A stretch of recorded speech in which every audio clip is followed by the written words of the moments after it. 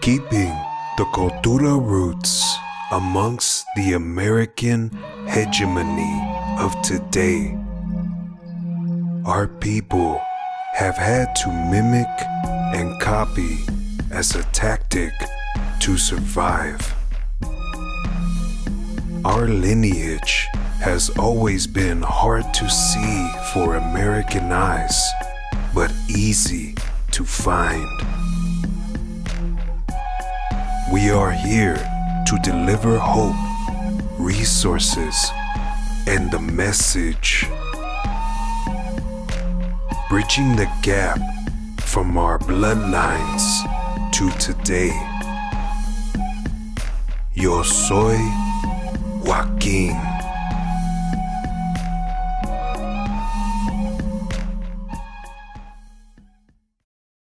Hello, everyone. My name is Dr. Cesar Quintana. Welcome to Yo Soy Joaquin podcast. Today we have a very special show. We have Fernando Romero with us today and Serafin Calvo, and our special guest. I will not say his name yet, but today definitely we're going to know a little bit about someone who's very important to us here in our community. And before we get started, we want everybody to know that before you get a little better understanding what this show is about, please go out and or actually go out and read and listen to Yo Soy Joaquin poem by Corky Gonzalez. Once you get that opportunity to read the poem and listen to the poem, you guys get a better understanding of what the La Raza and what they did for us from the Chicano movement. So I'd like to read a little bit of the last part because the person today, there's a lot of resilience, a lot of beautiful heart in him, and I just want to share this before we start talking about him and ask him some questions today.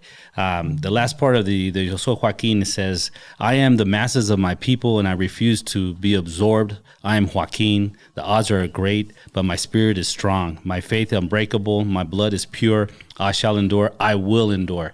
And with that, I will endure. Rassiel, our special guest again today, I can tell you right now, you have endured. So tell us a little bit about, we're starting it off, about how you got started here in Las Vegas, a little history of your familia, because we all come from familia. Sometimes we are first generation, sometimes we're second. But can you tell us a little bit about how did your family get started here in Las Vegas? Buenas tardes, carnales. Buenas tardes, Fernando, Dr. Quintana, Serafin, the Union Raza out there, la familia, amigos, saludos a todos. Mi nombre es Rassiel, and humbled to be here. My parents went through a divorce in Mexico, in Ensenada. That's where I was born. And through that divorce, my mom decided to see what's up north. I was too small at the time. Now, ya cuando estaba a little bit older, I realized that she was looking for just a way out somewhere where Ensenada's a small town, so I think she wanted a new start. So she left us right there with my grandma and my grandpa, and she left to California for, I want to say, about a year and a half. Once she got a little bit settled in, she went and picked us up, and then that's how me and my brother ended up in the States. I was about 8 years old. My brother was about 6. And my first place was Lancaster, California. I lived there for about 3 years, I want to say. And then when I was 12, 13 years old, we finally got here to Las Vegas, North Las Vegas. Our first home was right there by the Nellis Air Force, the trailer parks out there. That was their first. I think that trailer was probably about the size of this room, maybe a little bit narrower. Yeah. But yeah, that was it, man. That was, I think I was my 7th grade over here, I want to say. So just you and your brother? Yeah, just me and my brother. Yeah, it's just me and him. I really don't know if I have other siblings. I asked my dad, can paz descanse? He told me no, so I'll take his word for it. But yeah, that's how it happened. My mom was looking for a new opportunity. She también me dijo, I asked her why Vegas, and she says that since she was little, she was fond of this city somehow, that she always wanted to visit Vegas. That was just like her dream city, and somehow, that became true.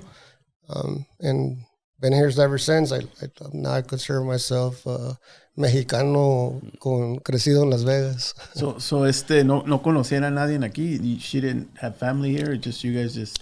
Nah, it was in Lancaster. We had the older uncle, which is her brother. También he passed away.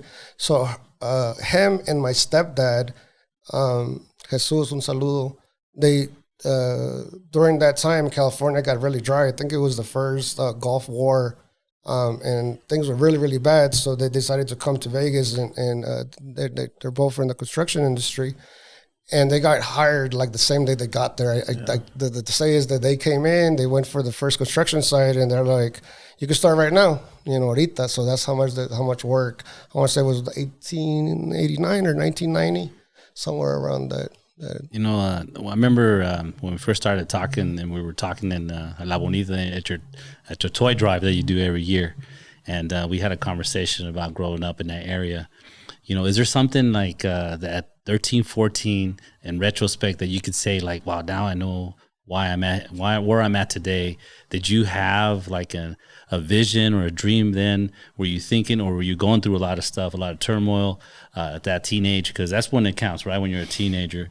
And Serafin and Senor Fernando can attest to that, how hard it is to be Mexicano, Raza, or Latino, a teenager in the United States, when you're growing up and sometimes in lower socioeconomic situations.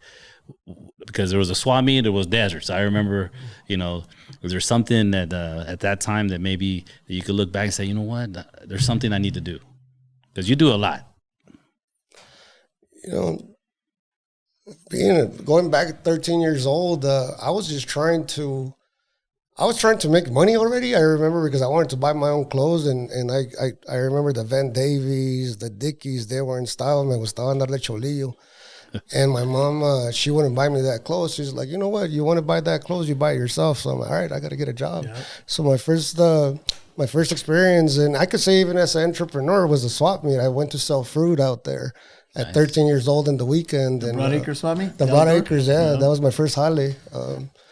And it was a great experience because I remember I was able to negotiate the fruit. Like the Orientals would come and the Chinos, and I remember the ladies would say, "Hey, if I buy 10 pounds of this, how much can you drop it?" And I remember the owner would say, "Okay, this is the high, this is the low, anything in the middle." And then I started kind of negotiating it as a 13-year-old, and I would tell them to walk away if it didn't meet the lowest, or this is the best I could do, and I would yell, tomates, persimos, cacahuates, and getting the people in.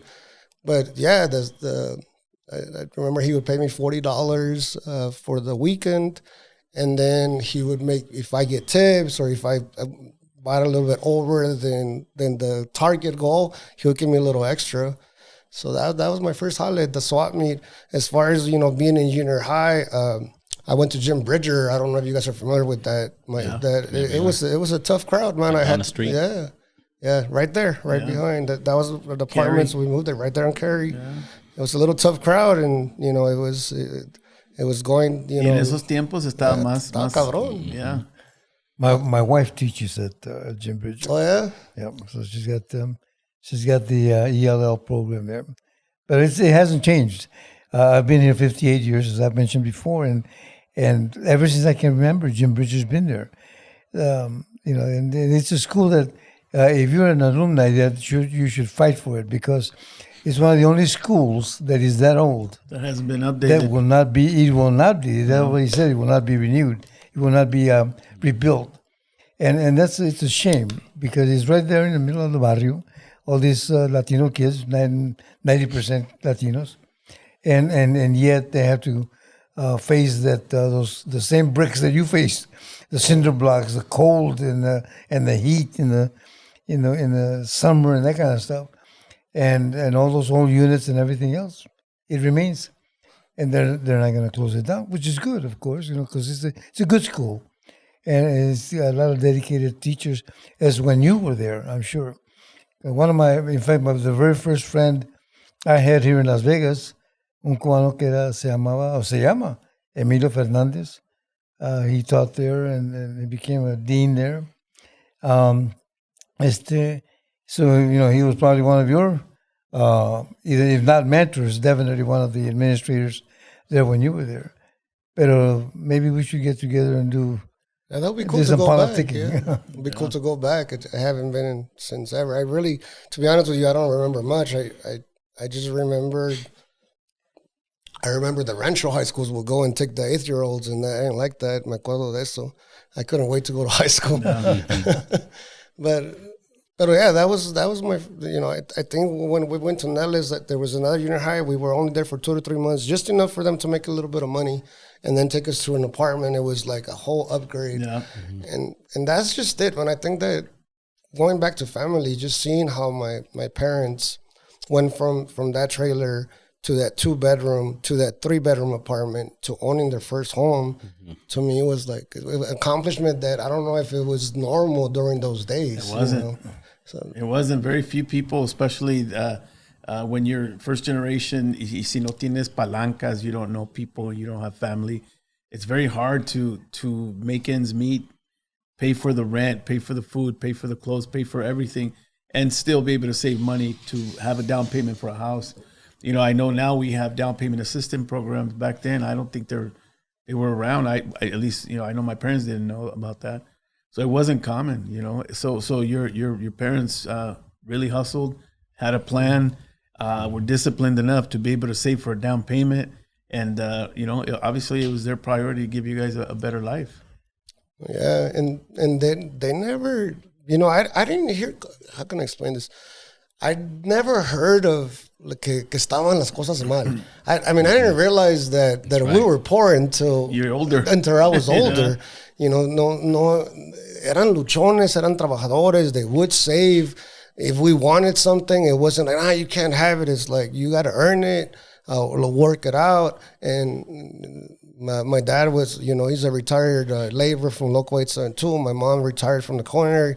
She started limpiando cuartos, and little by little, from there to porter, from there to server.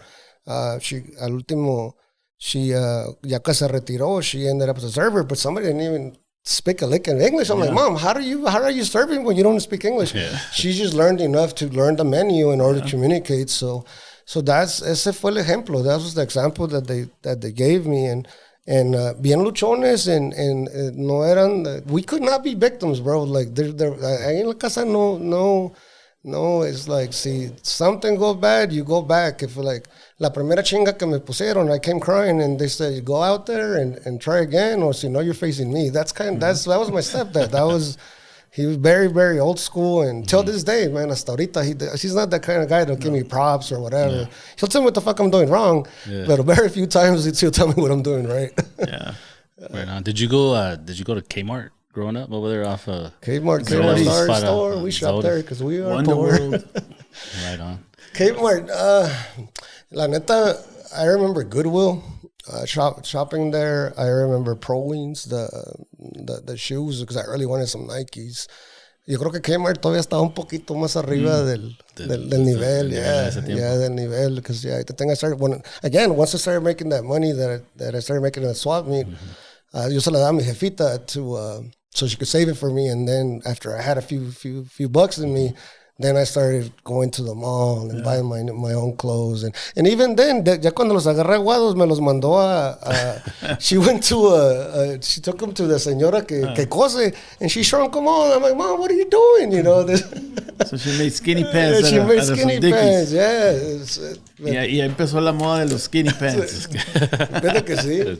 So what was your first ride? What was the ride that you purchased yourself and you felt like, and the reason I asked is because, for a young man to finally get his first ride, doesn't matter what he gets, but to have that, what was your first car that you purchased? Say, this is my ride. I bought a 1978 Cadillac Eldorado. Oh, nice. It had rims. It had the look. It never turned on. I never actually drive it. But it was nice. I had it parked right there. I would clean it every other day.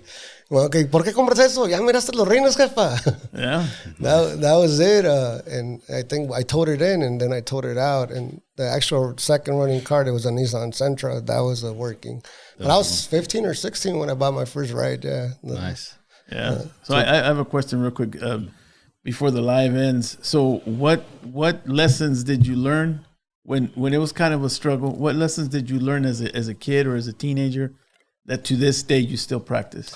It's because, it's been a lot of things rang through my ears. And the reason is because I had a lot of very strong people around me, my grandpa, my uncles, my even my dad, my stepdad, gente muy fuerte de carácter, and they would always give me something to move forward. I'll give you an example. My real dad era masón, grado 33. He was a books guy. Literatura, matemáticas, conceptos. No estaba con la religion. He taught me to question everything. Don't just go with the crowd. He said, always question, always ask, always do your own research. Don't just follow the crowd. That was my real dad. My stepdad was very old school, all construction, labor guy, get your ass up and you don't back down from nobody. He was more traditional, more conservative, but there's a lot of values that he had as well. Y ahí estaba mi mom, la luchona, always positive. You could do whatever the hell you want. You don't give up. Se peleaba con mi jefe, pinche Rassiel anda de cholo. He's going to end up in jail. He's going to end up murdered. He's like, nah, mi hijo va a ser un cabrón. Don't you listen to him. So I had that perfect combination.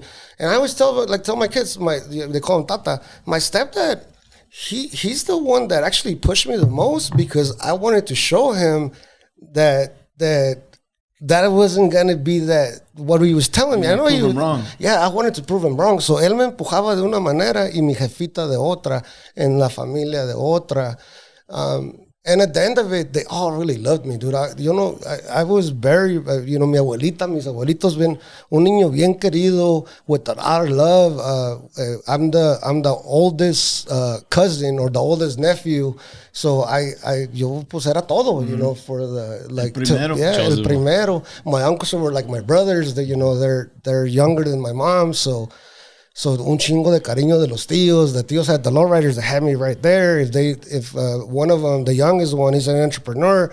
He's like the one that's ahead of me in business. So he's always showing me business. He's always pushing me to go to the next level. It's como he's been my guide. I mean, he was the first multimillionaire in the family.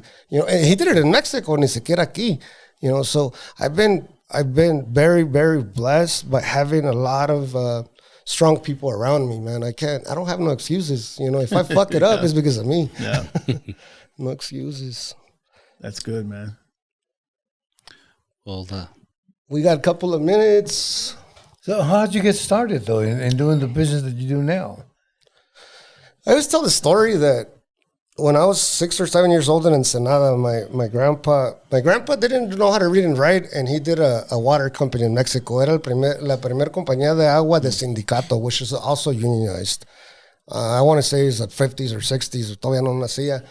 Pero long story short, we went into like a type Alversons or Smith's, and we went to a big corporation store, and I'm ready. I'm there, and he's shopping, and he's getting el café, like bolsas, latas, but he didn't get the produce. So when we go out, we drive like 2 blocks, and he went to Puestitos, the produce, and I'm 6 and 7 years old, and I don't get it. I'm like, Tata, why? If we're already in the store, why didn't you get the produce there? And that was the first moment que me dijo de comerciantes. Me dijo, mijo, he's like, here's the thing. He's like, the stuff that I bought here in the store, he says, I got it porque es una corporación or es una cadena. And over here con la verdura y las frutas, me gusta ir para apoyar a los comerciantes. And he told me why he did it. So I'm like, all right, so he's helping out. He's helping the small businessmen. But the thing that I got the most, he said, when you grow up, he's like, I'd rather you be them, en ese puestito vendiendo, que the manager in that corporation. Because these people, you could imagine, you could have a store, you could have trailers, you could have trucks, you could even sell to that store. He's like, the manager in the store doesn't have that vision. So he was the first one to put that spark on me, and I'll never forget it. Like at that age, 6 or 7 years old, and I think by the time I was 9, all I wanted to do was be un emprendedor, un empresario. I think at first 9, 10 years old, ya tenía esa visión. Sounds like a Yo Soy Joaquin story. It's a powerful poem, man. You got to check it out. Are we going away from the live? Going? All right, we'll wrap up the live, and we'll go ahead and continue with the full podcast after a few moments. Want to give a shout out to all the Union Raza people out there. God bless. Al rato. Buenas tardes. Here we are with the Yo Soy Joaquín podcast, continuando con la conversación con Rassiel. Estamos platicando con Rassiel, trying to get to know him a little bit more. He shared with us a little bit about his background as a kid, how he ended up here in Vegas. And now it's time to talk a little bit about Rassiel as an adult, as a man, as a businessman, as a community advocate. He does a lot for the community, and we want to get to know a little bit more about him, what motivates him, what helps him get up in the morning and continue grinding, not only in the personal business that he's developed, but also in the community. So, Rassiel, what keeps you going, man? I mean, I'm sure you're at the point right now with your business where you can relax a little bit more. What keeps you going? Why are you still in the community? Why are you still here? Why are you still grinding? I think I just did. I don't know how to relax. They say mi esposa que I'm always looking to some kind of trouble to get myself into. Good trouble. You know, I honestly think, and it goes back, I started my first job, ya de más o menos agarrar un chequecito, it was a print shop. I want to say I was late 15s, early 16s when I entered the first print shop. And as soon as I finished high school, I went full time on it, and I learned the trade. I learned from the bottom, which it was boxing, business cards, flyers, to second pressman, to pressman, to lead pressman at very young age because I started so young. And the one that motivated me to start my own, it was my son. My wife acababa de dar a luz, she newborn, just a few weeks old, and I remember I seen my check, and I don't know if I just got a raise, no me acuerdo, or my raise was coming up. But it was the raise back then, it was only like 30 cents, 25 cents, you know, yeah. 40 cents, or era, you know. And that was if you were lucky, because I think they were some of them 15 cents. So I looked at that check, and I was like, bro, my son is just born, and this is not going to be enough. No. You know, this is not going to be enough. And I put my notice in. I put my 2-week notice in. Les di las gracias. And everybody, again, being challenged, like, my dad. Siempre mi dad es el que me are you fucking crazy? You just had a newborn. How can you quit? The this, the that, la leche. What the hell are you going to do selling business cards, bro? So when you quit, you didn't have something else lined up? No tenía nada. You just quit? I quit. I put in my notice, and the newborn was there. My idea was the Latin community que no había print shops, and there wasn't. There was uno que se llamaba Nova Graphics, Guillermo, que le mando saludos. Other than that, there was no other print shops. So back then estaban el Mercadito, Tiempo Libre, of course El Mundo, and there was another one, no me acuerdo. So my idea was, y que dio resultado, I'm going to put ads on the newspaper in Spanish. And I knew full color printing then when I went to the actual business in Spanish, the Latino owners, they didn't have the full color, the pictures, the stuff that I was seeing in the print shop that I was working. So I'm like, look, if I grab a camera, porque ya estaban the cameras that you connect to the computer, and if I take pictures of their businesses and put them on business cards and flyers, it's going to be a hit because nobody's doing it.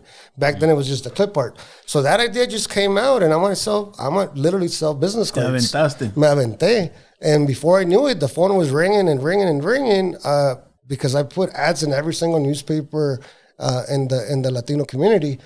Y en ese momento, I just, started. Was it the big cell phone you had, the big one? The brick. The Motorola? Yo creo que ya estaban más chiquillos. Okay, right. No, that's our era. You did go to the swap meet, so maybe you picked up one from our era or something. So Rassiel, while you're doing this movida and it worked out for you, que bueno, what was your wife telling you? You know what? Y también, like, you know how I told you guys, I've been blessed with a lot of people that love me, surround me. She was 100% behind me, man. That's why. She was behind me, y recién parida, and she had to be a little crazy like me. Y me aventé lo pendejo, and I'm going to tell you why. Because when I started selling these business cards, we had a catalog, and we had prices, because I was a broker. I didn't have no print shop or anything. I had to go somewhere else to print these cards. So they had pricing there.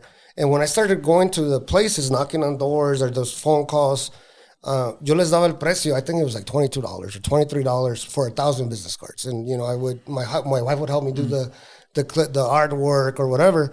And me aventé 2 weeks just getting, you know, un chingo de órdenes. 2 weeks later, I go, and I realized that I was giving them wholesale price instead of retail price. I should have charged $45 to $50.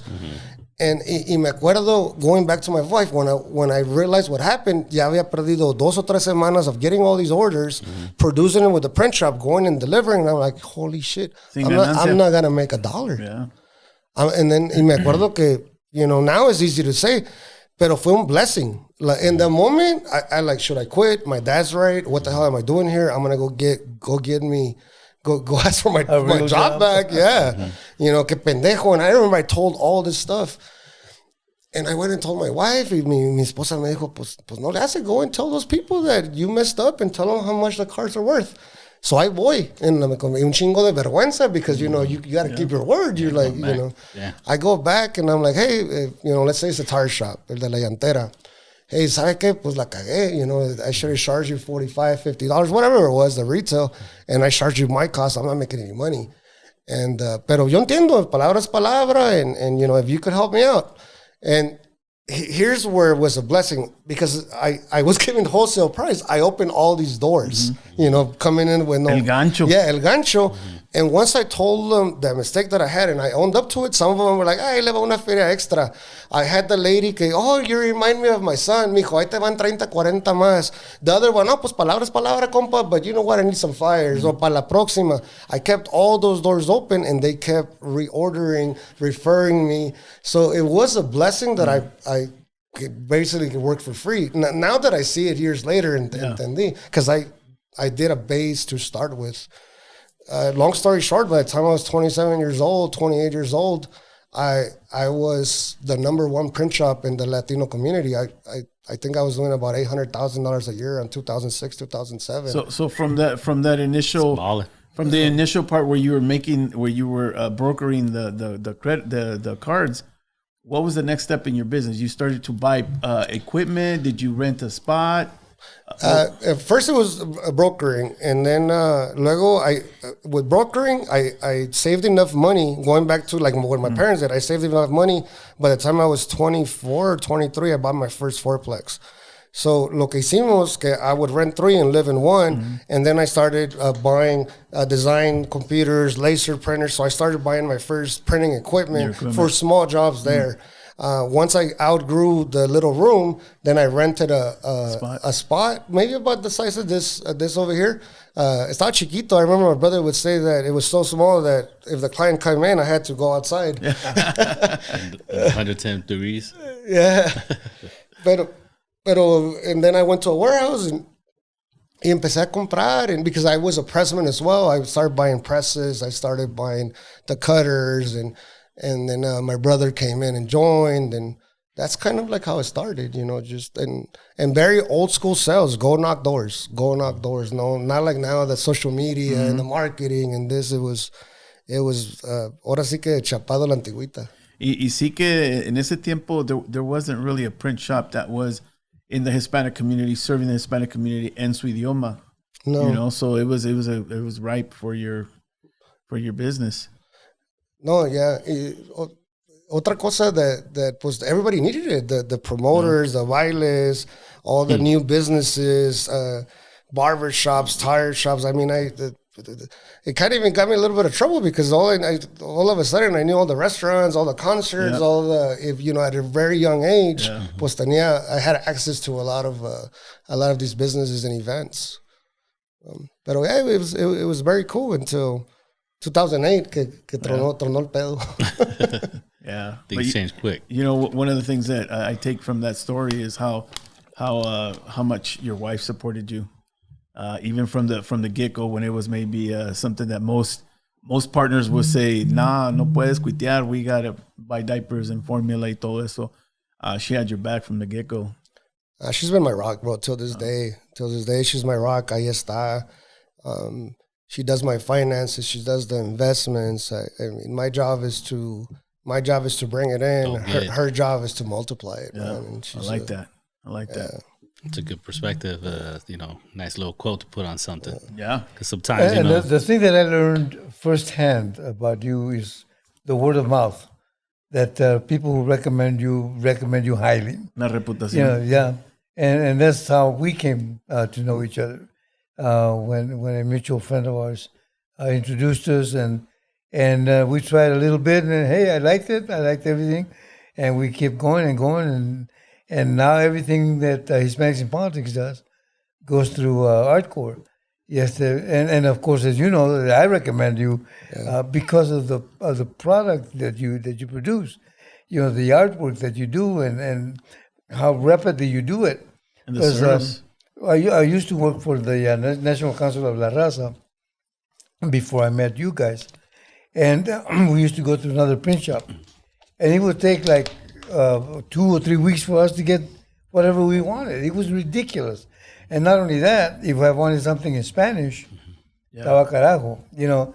And if I wanted the Union Bug, which National Council of La Raza always wanted the Union Bug, we had to pay a lot more money just to get the bug on the things that we had printed. And now, I mean, you give away the Union Bug. It's a gimme with Artkore, and so that's why I think your name has really spread. You've not been selfish. You've been helpful, and then not only that, the things you do in the community, of course, like that Christmas in Cincinnati Toy Drive. Yeah. So I mean that all that stuff helps, and people get to know you, and they get to like you, and foremost is the product that you put out. You know, aside from the product, though, I got to say, you know, I had met you briefly, and when I was working at Chicanos por la Causa, we had a couple of jobs that we needed like now, you know, and somebody at your position of a business owner, your success, they're not out hustling the way you do, man, and you deliver. The customer service is top notch. To me, that's what's most impressive. I mean, the quality of work, of course, but being able to deliver after hours on a deadline. You know, we got a 2-day, 3-day turnaround, and you still deliver. I remember your brother delivered some stuff for us at a restaurant on Main Street while we were having dinner. We had a people from Arizona that were going to be leaving back, and you guys delivered right there and then. And so to me, it's like the quality and the customer service. Usually, when somebody finds success, they don't value or appreciate your business that much because they have so much of it. That quality usually, or the customer service usually diminishes. But for me, that's one of the things that's most impressive. And above all those things, above all the success you've accomplished is your humility. To me, that's something that speaks volumes of your character as an individual, not just as a successful businessman, but your humility and the way you carry yourself is very admirable. I could add to that too, brother, because now that you told me a story about, was it your uncle who when it comes to, I noticed that one thing about you, that when it comes to something from the heart, like where you feel it yourself, like you go for it, and you don't hesitate. I could tell that's one thing about you, that if I was growing up with you in the streets, and if I called you and I say, hey, someone took away my skateboard, and if you knew that I was a good person, that I could see how you would be basically to be one of the first ones there with me. And I could tell you when he says humility, you're still thinking about that small business startup person, just making those first steps to trying to figure out what they can do. And the way you did it, when you decided to make that change, you didn't know, but I always say, Dios nunca te quita el camino. Yeah. Even though you feel sometimes, and I've been like you, I've been there, and I've started several businesses here, in other states, and sometimes you just don't know. But you know what? Like something else does guide you in some way, that as soon as it happens, all this stuff comes around you, and to have the support, like you said, from your wife, that helps a lot as a man. When I told my wife, I was like, I'm gonna go out and get it, and I'm gonna bring it back. You know, Well, and not only his wife, whom I do hold in high esteem, and especially now after you tell that everything she does for you, but your whole family, your brothers and your sons, they all. I mean, when you're out of town, and I've needed something when you have been out of town, your brother steps in like a champ, whammo, as if doesn't skip a beat. And the thing is that that's what everybody wants. Is a good product done at a good price, done well, and done ASAP. And that's why I'm proud to say that some of the politicians that have come to you keep referring you to other politicians, and that area of your business has grown dramatically because they have the word of, the ear of the people, and that's marvelous. It's a good thing. I've never bitten my tongue to say, hey, that's the guy that you should go to. Yeah. I'm never afraid, and that's the good part about referrals. And Fernando, I appreciate the referrals. I mean, me going to HIP and opening those doors for me and los candidatos que han estado ahí, and you go in there in the morning and says, hey, I know you guys are running. I know you guys won the Latino vote. There's a guy over here that's raising his hand, and for that, I'm thankful. Let me give you guys a little feedback of how I became a union shop, which is the first Latino union shop in the state of Nevada. I'm not sure in the country. A good friend of mine says, hey, bro, I think you should go union. I say, yeah, let's do it. I says, why not? I come from a union family, even going back since my grandfather que puso el primer sindicato, back in Mexico. So I grew up with the cause, and there was 2 shops here. And I don't know if I should name or not, but there was only 2 shops here, and they had a monopoly. And they told me how impossible it was going to be, how there was no way, how there's millions and millions of dollars protecting this monopoly. And I'm talking about 2014, 2015. And I applied. I made phone calls. I shot emails for 2 years straight. No one phone call, no email answered until somebody said, hey, what the hell's going on? I'm like, I don't know, bro. It's been 2 years. And, and I'm very consistent, man. Yo no le aflojo. If I hit that gas, man, I will crash, but I ain't going to get the gas go. Somebody made a phone call, bro. There's always angels. There's, como you said, there's always something in el camino. If you're persistent, they made a phone call all the way to Washington.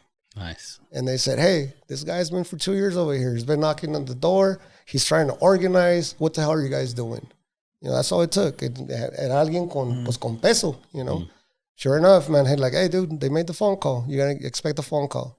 2-3 days later, boom, ahí está el teléfono. And from then on, blessed to say that we got the union bug, and we represent those union values that it's estamos para nuestro equipo. We're there for the workers. We're there for the community. Our strategy is simple. We say we take care of our customers, and there's something wrong, we fix it first. That's just been the secret. Can you explain for those that don't know what the union bug is? Because I know Fernando mentioned it, you mentioned it. What exactly is a union bug? So the union bug is something that states we belong to CWA, which is Communications of CW of America, or Communication Workers of America. That's what it stands for. And it means that every time that we print something is done by a union print shop, which is under contract with benefits for its workers or its team. That means that they're getting paid the top dollar for the industry. That means that they're getting every single holiday pretty much on the book, that they're getting overtime, double time, depending on the contract. Every contract's different and different trades, and they're all the same. But basically, that whoever's working with us is getting taken care of. So this is a union shop. This is a union shop, okay. Correct. And once you see that CWA, which is a light trade printer with our number, has Artkore on the bottom, it means that it was printed by a union shop. If it doesn't have that union bug or seal or stamp, it wasn't done on a union shop. So then the union bug is más o menos, it's a seal or a stamp stating that this is a union shop. Correct. That has been done by and printed by a and that's on shop. Everything you print. Correct. And what happens is that people who get a copy of, whether it be a flyer or a poster or what, they say, I want to do business with that with that guy, with that shop, or with that person, or that business that is printing out these flyers because they're helping the union. You know, if they don't have the bug, you hardly would have people from the culinary or the laborers, etc., go to that particular place of business because they don't have the bug. Yeah. And again, that's why when I first started, when I was with the NCLR, that's why they would charge all that money because, you know, they knew that it would attract a lot of people. Mm-hmm. It doubles basically your audience or more than that. When you say we're giving our workers the benefits that they deserve. So it's a higher standard. Yes. Mm-hmm. And so, you know, and again, when I found out about Rassiel and we're union and the bug is yours, man, that's beautiful. So no brainer. Yeah. So Rassiel, what's next on your bucket list? ¿Qué falta para hacer? You're still young, so a couple of things that you have on your bucket list that you still want to accomplish. One of the things is Union Raza. Once I understood what the union meant and who it belonged to, which is, again, Communication Workers of America, CWA, and our job is to communicate. I says, okay, wait a minute. I'm communicating to printing, through screen printing, to banners, signs. Pero igual, I could communicate with the union community across the states.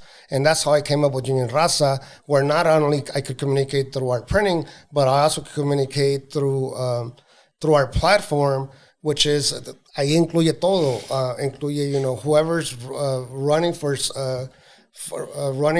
office that we could support, whoever's doing an event, whoever's even doing a barbecue, or a small guy that's just starting that is part of the union. Events que van a estar ahí, contacted with them, doing content, what they could relate to with our culture as well.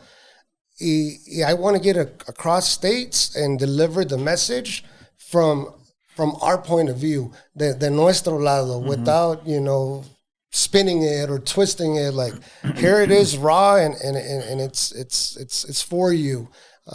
And that page, it's little by little, second its recognition. We're about 250,000 plus on Instagram, 70,000 plus on Facebook, and TikTok I don't really fuck with, but ahí va también. Maybe my kids will pick it up. Pero Union Raza's next. I do see Union Raza being it's already the platform with the most union followers of any other union platform. So I think that's going to be the next. I could see in the future. Politics and other locals being there and carrying that flag, or making those phone calls saying, hey, I want to be in your page, I'm running for so-and-so, or I have this message to deliver. You know, esto ya está empezando. It's already there, but I think that's the next step. Well, ¿en cuántos estados están, más o menos, Union Raza? Because I see when we're doing a live, how many people log in from different places. It's been opening everywhere, anywhere from California all the way to New York. Very strong on the West Coast. I want to say where we're a little bit weaker is the mid states, like Texas, you know, todo. The mid states is a little, pero lo que es el East Coast, Florida, Chicago, New York, Rhode Island, he mirado up west, Washington, Ohio, Colorado, todos esos estados, it's been good, están conectados, y cada vez están conectando más, man. It's a great thing that I wake up in the morning and I see people wearing the swag or tagging us with the messages or whatever they you know, sometimes they have an event or they want to say they have a union meeting and they're tagging the page so letting all their brothers know, hey, you know, this, and I'm, see, and here's what the Union Raza page, some of the stuff I'm like, man, I do, like, should I share this? Yeah. I still share it anyway. I'm like, that's somebody on the other side giving it their point of view. I'll share it. I don't sugarcoat shit. Or censor it. Yeah, I don't censor it. Yeah. That's good. Bueno, now that you have a family, your kids are grown, you know, is there plans for you and your wife to do more things now that you've accomplished some things? I mean, a lot of times people will start taking certain trips. Is there a place that you and your wife would like to go that you haven't been? What would be one place that would you go if you planned it out? My wife, she's always said that she wants to go to Europe. Damn, se me olvidó ahorita the name of the place. She always mentions this place that she wants to go to since for a long time. I want to say somewhere in Italy, in Italia, creo. But no me acuerdo el nombre. But I think that's one place that we need to go is Europe. I've never been. For me, I would love to visit Thailand. I did Muay Thai for a lot of years. I did some martial arts, and I want to see that culture, the Thailandia. But yeah, just that's another thing, dude. I want to travel. I want to see the world. I think that being in this world for just a short time, sería un pecado no conocer este mundo. You know, it's that's the way I see it. So if si Dios me da licencia, I want to travel with my wife. But my dream is to play poker, bro. Like whatever the poker's at, travel and play. If I win, I win. If not, I tried, but I'm there. So that's my. So would you say that's your hobby? Yeah, I love poker. Like poker to me, it's first pues me desconecta del business, the family, all that stuff. And that moment is just me and the cards. And besides, it is really like chess. I don't consider it gambling. It's a strategy game. I learned a lot from it, and I'll give you examples. When I'm playing, I'm learning chip management, which is money management. Risk taking, know when to take risks, when to say, yeah, here it comes, here's not, I'm going to pass, I'm going to hold, or fuck it, I'm all in.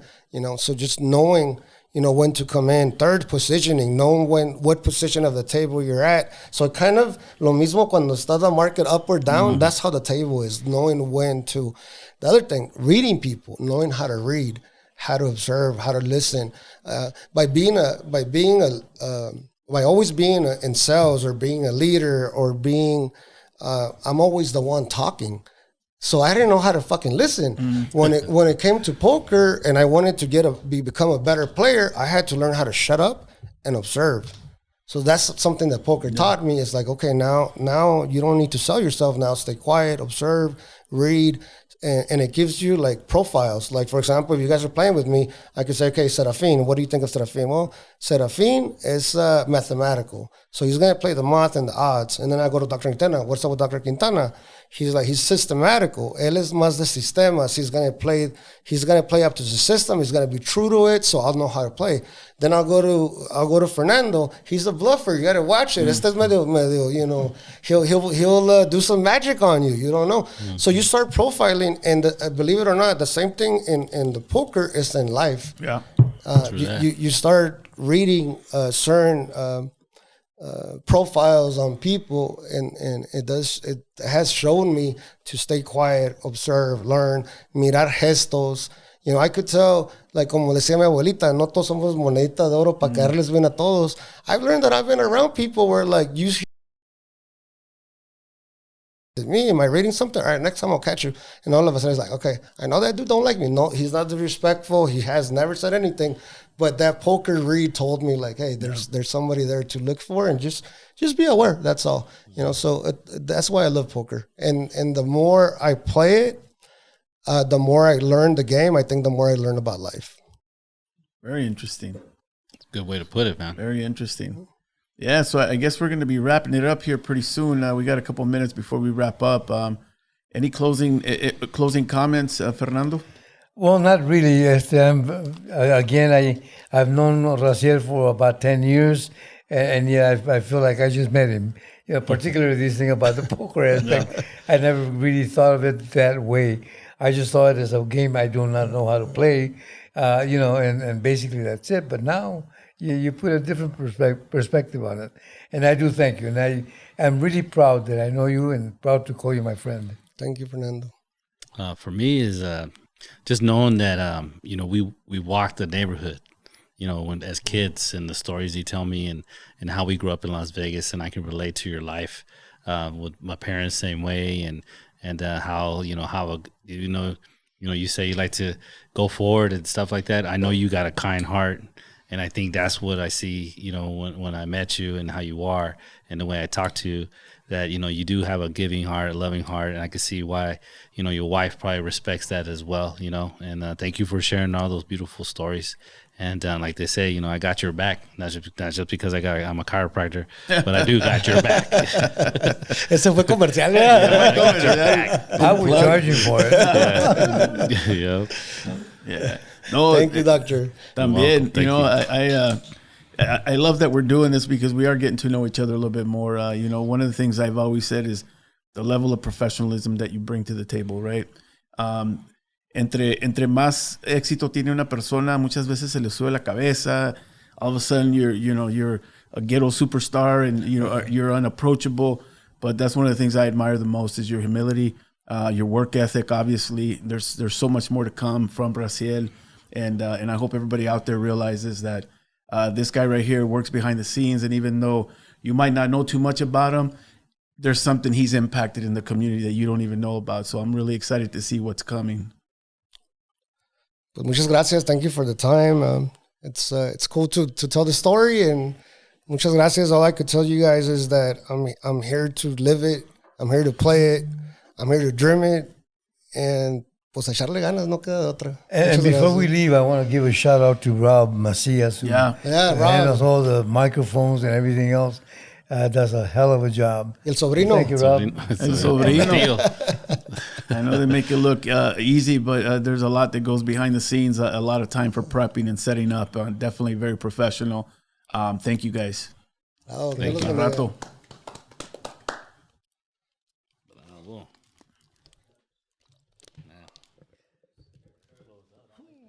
Pasa rápido el tiempo.